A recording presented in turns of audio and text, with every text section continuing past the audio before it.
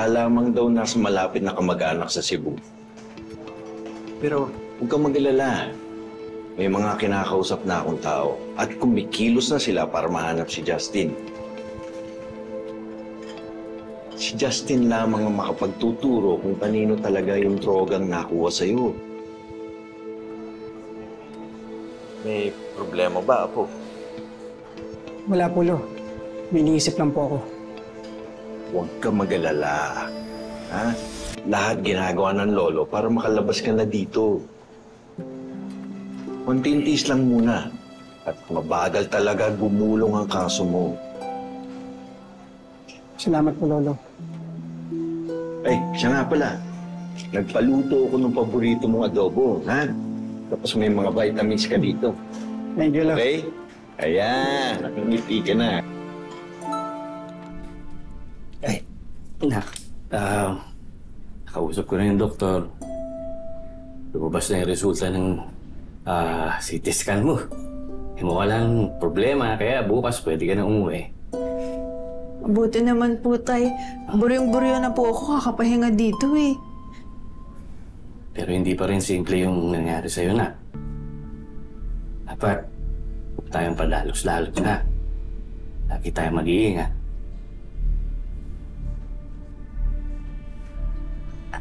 Tay, pwede po ba akong magtanong? Oo, ano yun? Si Nanay Lupe po ba yung totoong nanay ko?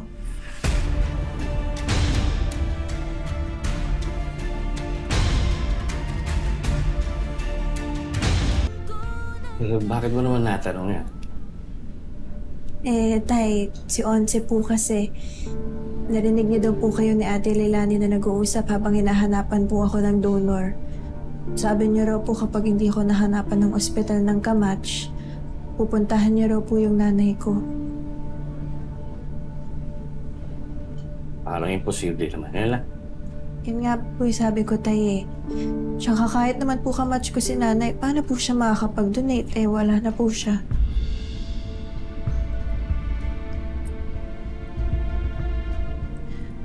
Alam mo, Nak, huwag mo naman pinagpapansin si Onse kung ano-ano mga sinasabi ng batang yan. Tsaka hindi siya sigurado kung ano yung narinig niya dahil wala naman akong sinabing gano'n.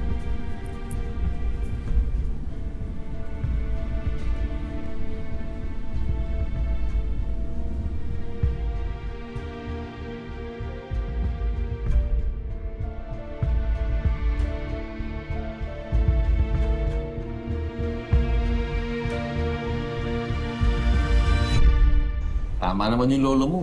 Pagtiis ka lang ng konti, makakalabas ka na. At saka maganda na may plano sila ng abogado mo. Ang kailangan na lang, makumbinsin nila yung judge na i-dismiss ang kaso mo. Mga boss, may maganda akong balita. Ha? Ano? Oh, yan. Salamat, sir. Salamat, sir. Halika, halika. Gumising na rin si Princess. Oo. Sigurado ka? Oo. Yeah.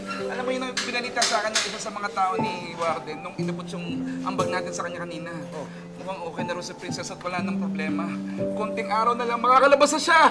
Salamat. Salamat sa Diyos. Thank you, Lord. Buti naman po kayo na si Princess.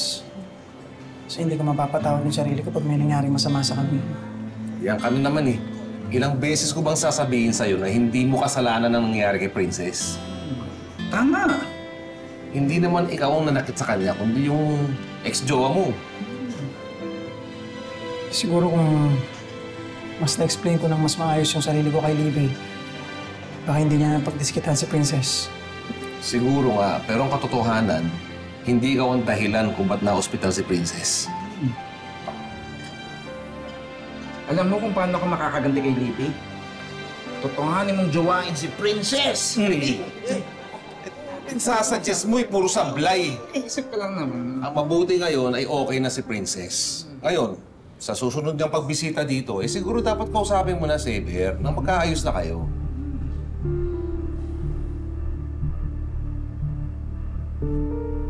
Ba't ba hindi niya sinasagot yung tawag ko? Hindi ba mas maganda na hayaan natin na si Charlene ang humanap kay Libby? Anak ko pa rin siya. Kailangan ko malaman kung ano nangyayari. Ano kung wala siya sa tamang pag-iisip? Ako lang ang makakatulong sa kanya. Sino tinatawagan mo? Si Sonia. Kailangan ko malaman kung ano nangyayari sa bahay ng mga Cristobal. Sonia, ano bang nangyayari dyan? Bakit nawawala si Libby?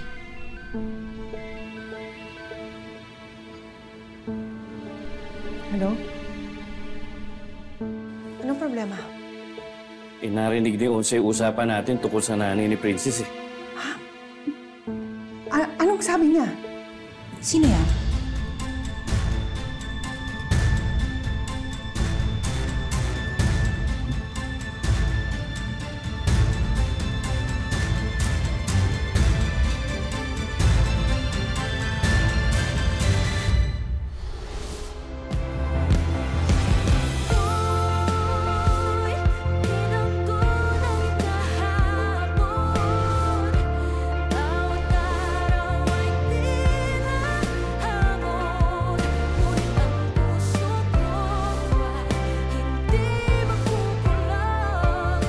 Pero maganda siguro kung hindi ka muna bumalik doon sa City Jail.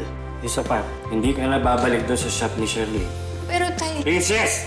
may tinatago sa akin si tatay tungkol sa nanay ko. Kailangan kong mapilit si tatay na sabihin sa akin yung totoo. Kailangan ko ng ebidensya na magpapatunay na hindi ko totoong nanay si Nanay Lupe.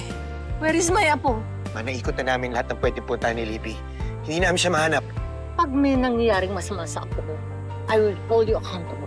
I hope to God that she's safe. Dahil kung hindi kita mapapatawad. Kinakabahan ako sa makikita ko eh. Paano kung hindi ko pala talaga nanay si Nanay Lupe? Ano lang yung tumingin? Bago pinapakilala to! Eh, sorry ah. Princess! Princess! Princess! Ibalik mo sa akin, anak! Princess!